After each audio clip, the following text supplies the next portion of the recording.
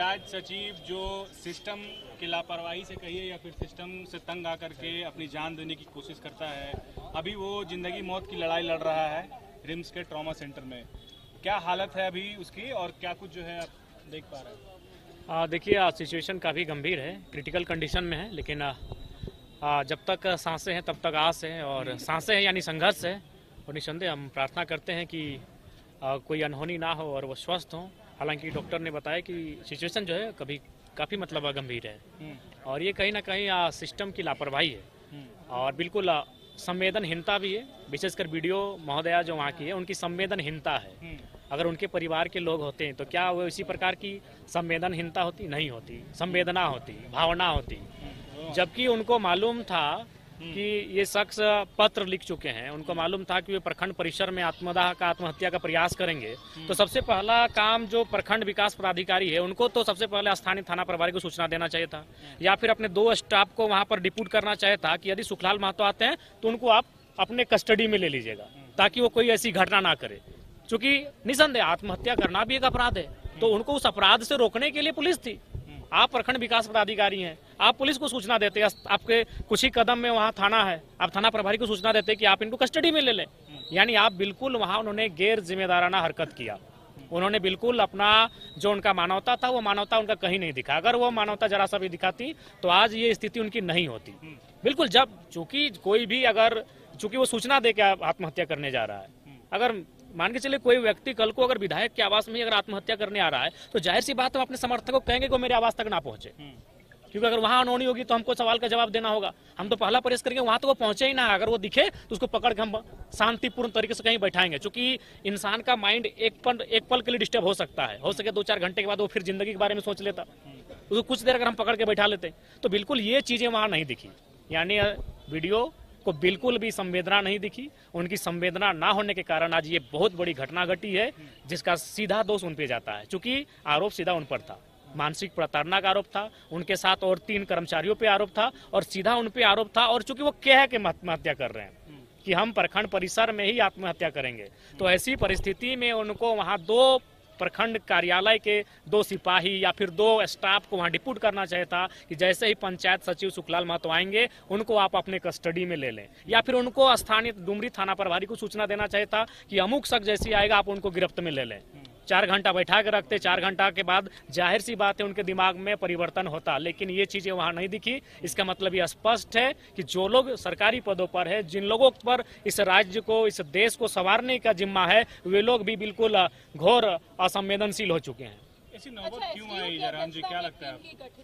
Team गठन किया गया है, कितनी उम्मीद? देखिए, निसंदेह आज जिस प्रकार से ये किसी एक ब्लॉक का नहीं है, झारखंड के लगभग हर एक ब्लॉक का विषय है कि आज ब्लॉक में जो है जिस प्रकार की व्यवस्था है। कुछ दिन पहले ही आपकी गिरिडीह जिला में ही एक ब्लॉक में सीधे पथराव ही हुआ था, वीडियो और सीओ की गाड़ी पे खूब जोरदार तोड़फोड़ हुआ था, जनता ने ये किया था।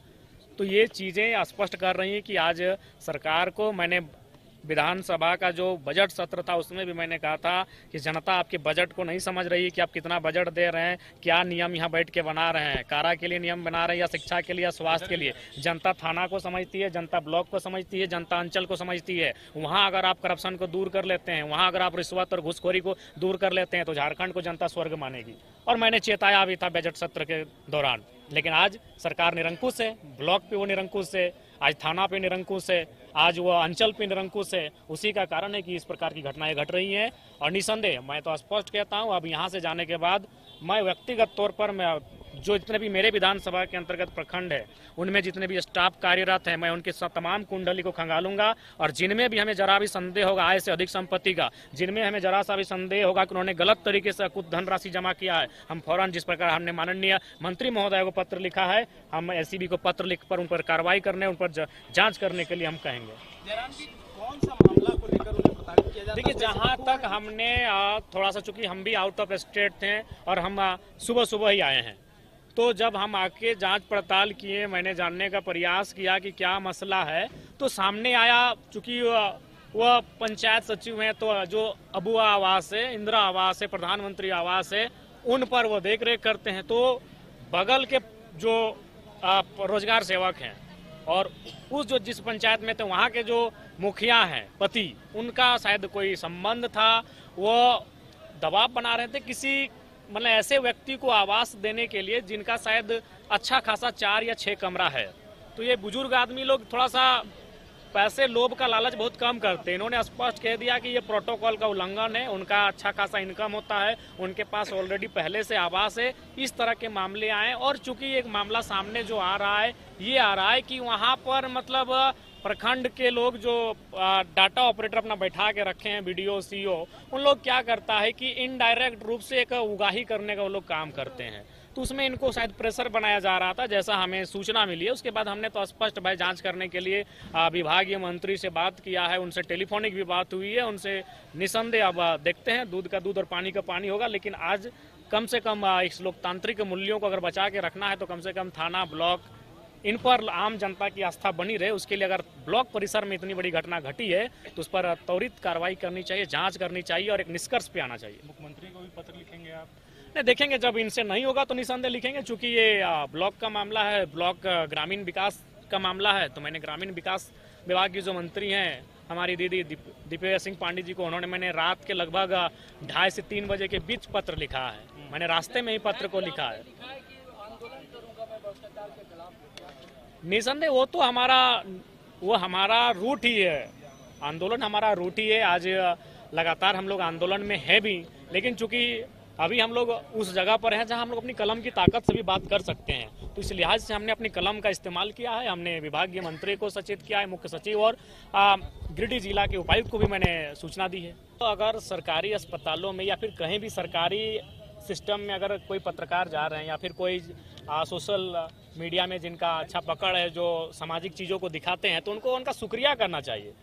सरकार को अपने आलोचकों का शुक्रिया करना चाहिए कि वो आलोचक उनकी आलोचनाएं वहां करती हैं जहां खामियां हैं, और उनको उनकी खामियों को दुरुस्त करना चाहिए। तो मैं तो बार बार कहता हूं, आलोचक आपके सबसे बड़े मित्र हैं।